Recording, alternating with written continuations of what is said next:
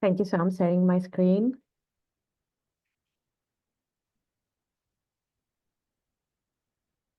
Can you see my screen? Yes. Okay, great. Okay, so I'm going to present the technical part of the ASIMOV project. I want to thank Barketa and Wireless Info for this invitation. I'm Stella Girtsou from the National Observatory of Athens. Okay, so this is the outline of the ASIMOV project. We aim to harness super resolution deep learning techniques to super resolve some essential climatic variables, the active fires, the precipitation, and the carbon monoxide. All these variables are connected with some fire applications like fire detection or fire prediction. In today's presentation, we will focus on the downscaling of active fires from the severity sensor, which is 3.5 kilometers, and we aim to produce active fire maps at the better resolution of 1 kilometer. Our results are going to evaluate it on the classic super resolution metrics, but also we will compare our results with our FireHub system, which is a NOAA system, which is operational since 2015 and uses statistical methods to downscale thermal images. Our team is comprised of the National Observatory of Athens, ICCS, and Wireless Info. Let's begin with some things about super resolution. In Earth observation, we enhance the spatial resolution or even the temporal resolution of satellite images. So we generate higher detail images from lower resolution data, improving feature clarity. It is important because it enhances critical information for wildfire monitoring, urban planning, and vegetation analysis. We also consider it a very important domain because it reduces our dependency on the high cost, high resolution satellite imagery, and also imagery that has low revisit times.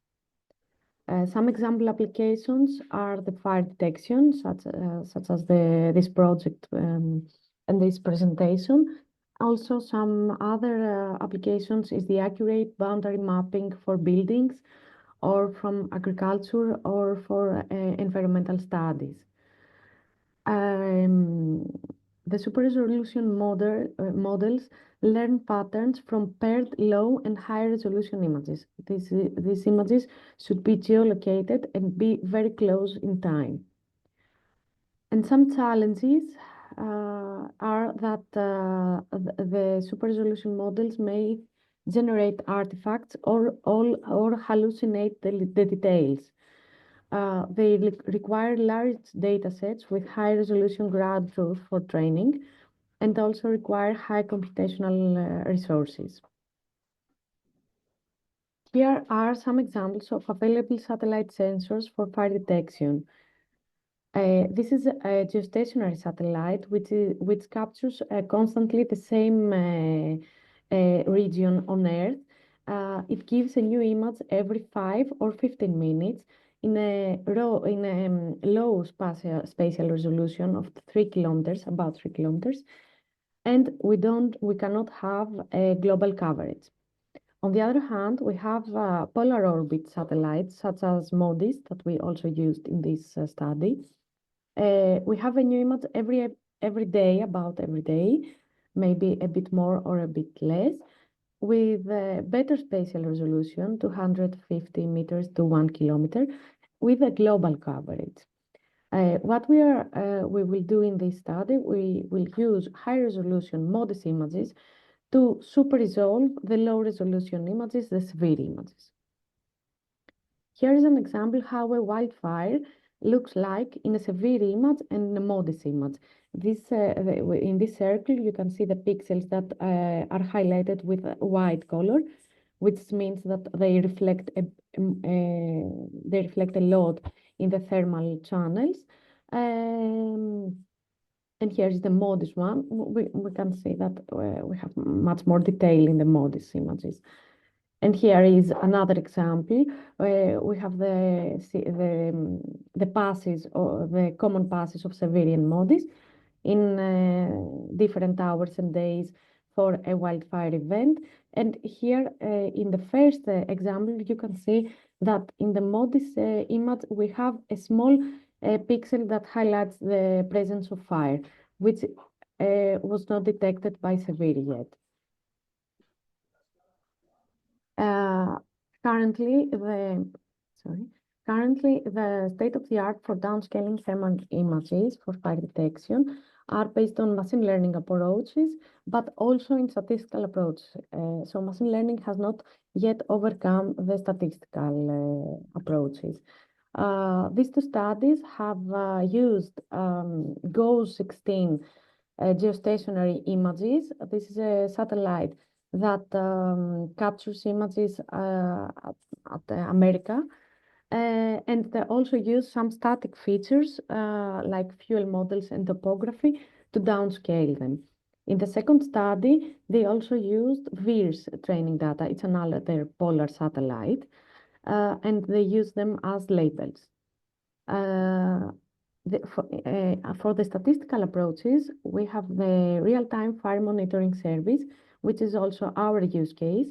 And it's the fire hub system that we have developed internally, where we downscale severe images by considering the real meteorological, physical, ecological, and morphological conditions of the specific area.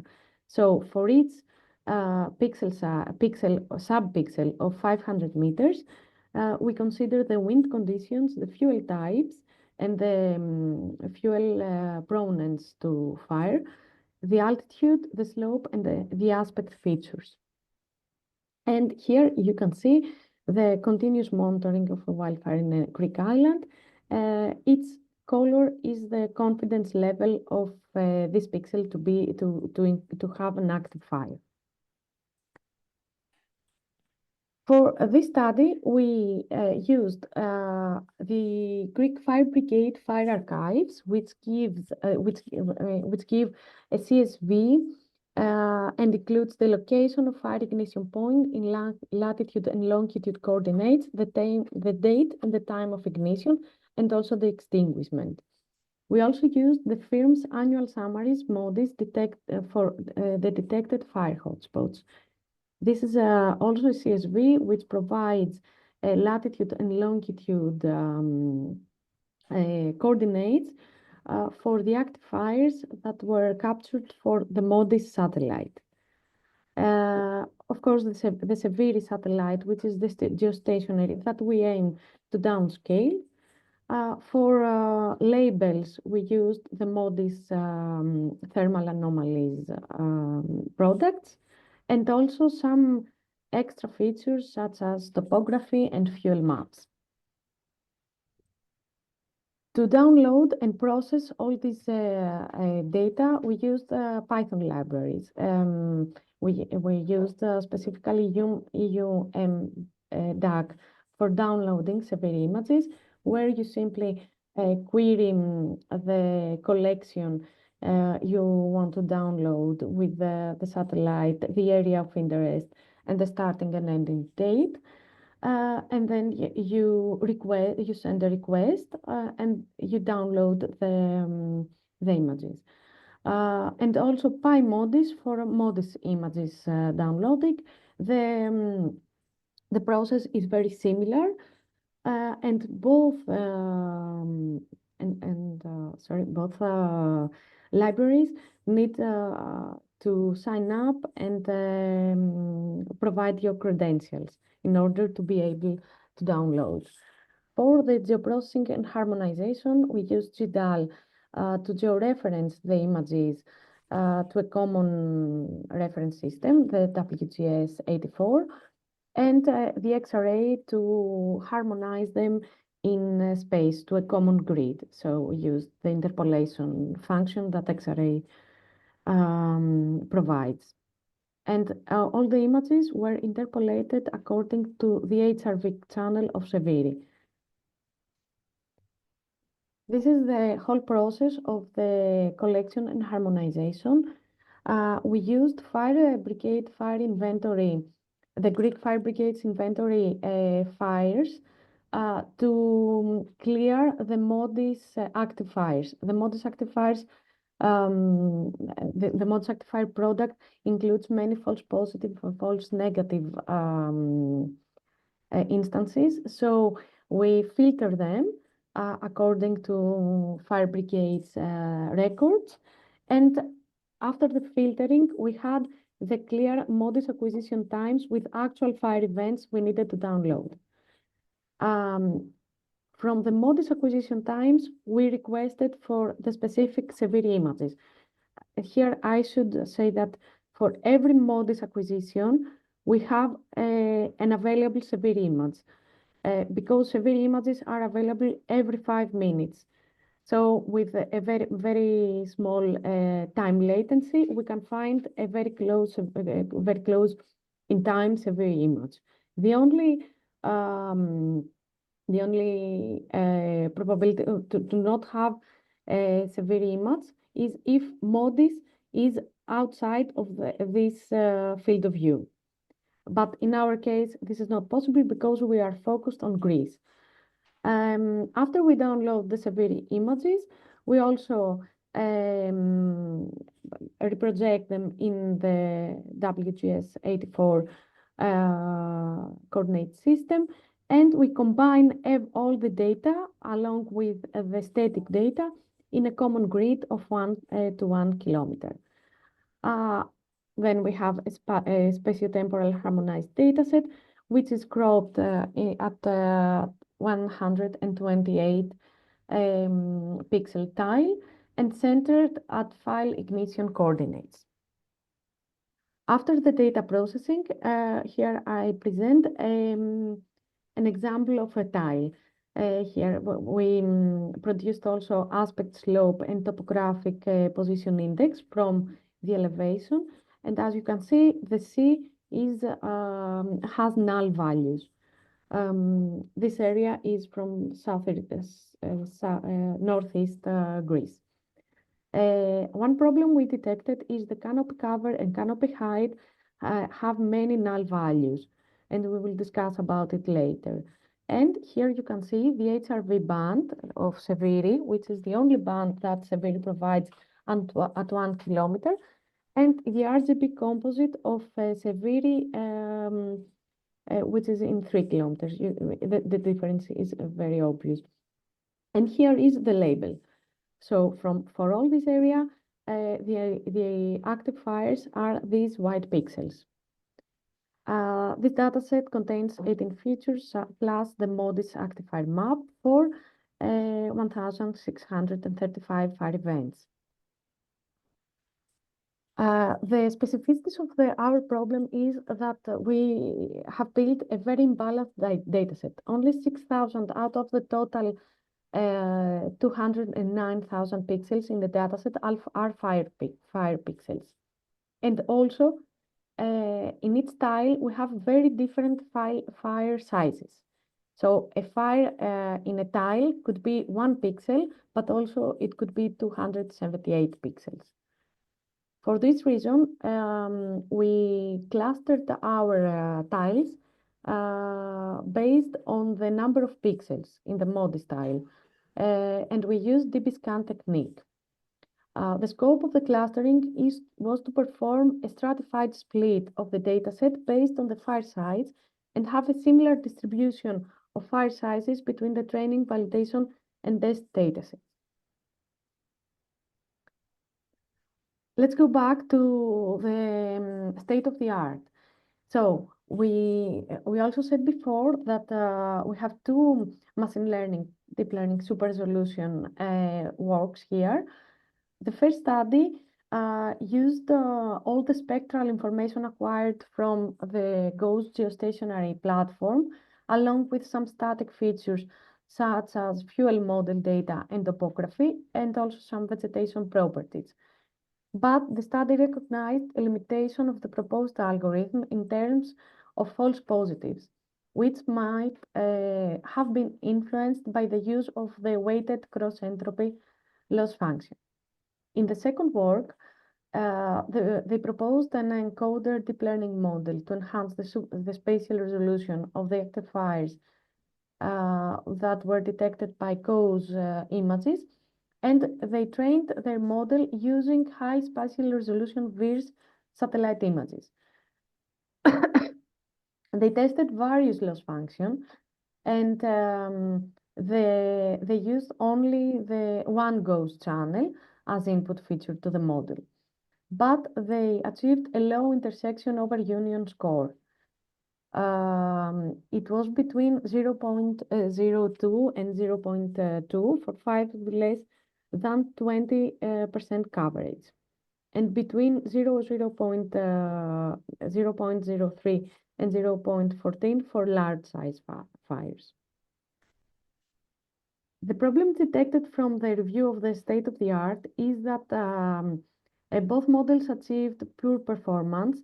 It could be because of the employed cross-entropy weight loss function, which resulted in many false positives and, of course, low precision.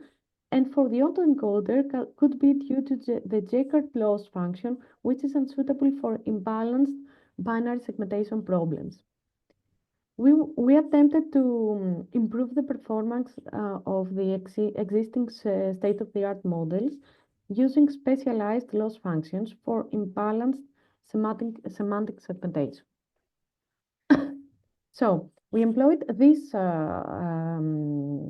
loss functions. The dice loss is particularly effective for handling class imbalance, making it well suited for scenarios where the target foreground occupies only a small portion of the image. Its smooth gradient properties ensure effective weight updates during training.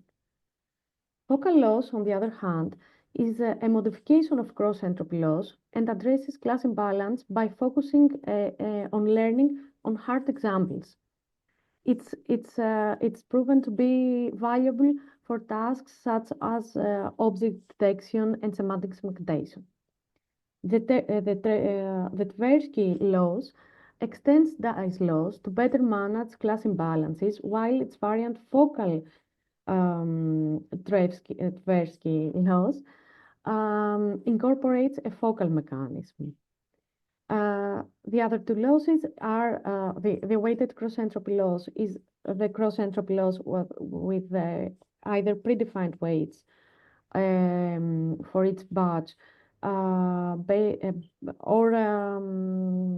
random weights.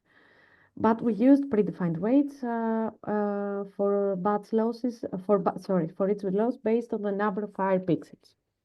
The combination also, the following combinations also were tested. So we tuned our models, we tuned our experiments for each model and its loss function combination. The hyperparameters that were tuned were the learning rate and the additional parameters that required for its loss. We performed the tuning with HyperOpt, and we also performed K-fold cross validation, where we reported the average dice loss. The hyperparameter optimization for its model and loss function was performed for 25 times the number of hyperparameters trials. Here are all the best combinations of losses and models. I'm going to pass this. The final training sessions were performed for the best combinations that we saw in this slide. For one input feature, the 3.9 band, which is the thermal band, or 12 manual selected input features, some severe bands, and elevation, slope, and DPI. The aspect, canopy cover, and height input features were omitted due to the large number of no data pixels.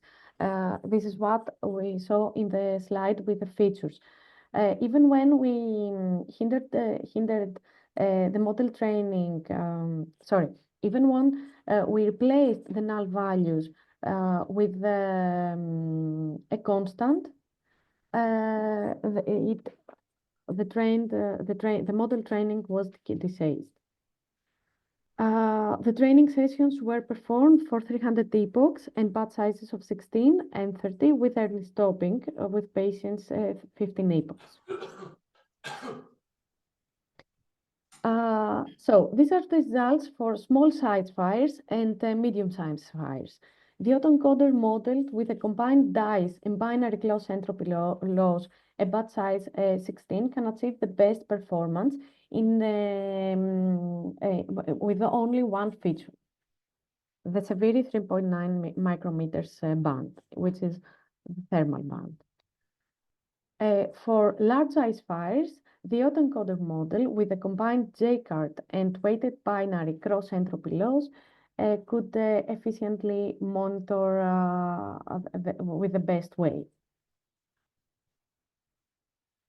These are some examples with the actual fires, active fires, and the predicted according to our models. So here we can see that they have a very big similarity, and for small fires, a medium fire, and a large fire. Of course, the large fires perform better. Our model performs better in large fires, actually. And here is a video where an actual fire in Attica region of Greece is monitored by our super resolution model. As you can see here, we have a new image every 5 minutes, and the monitoring gives an actual image of the evolution of the fire. Thank you very much for your attention. Our code is not published yet in GitHub, but will be at the end of March. So you can follow us on LinkedIn with this QR code and see the next steps. Okay, thank you very much, Stella, for your presentation. I would like to ask if there are any questions, maybe from our online participants as well as from our on-site conference participants. If not, then we will leave the room, the Zoom room open, but we will switch off here and we will continue with the conference. Thank you very much, Stella. I can say it was a very interesting presentation, and we will make a recording and then we will share it via the social media as well. Thank you very much. Marketa. Bye-bye. Bye-bye.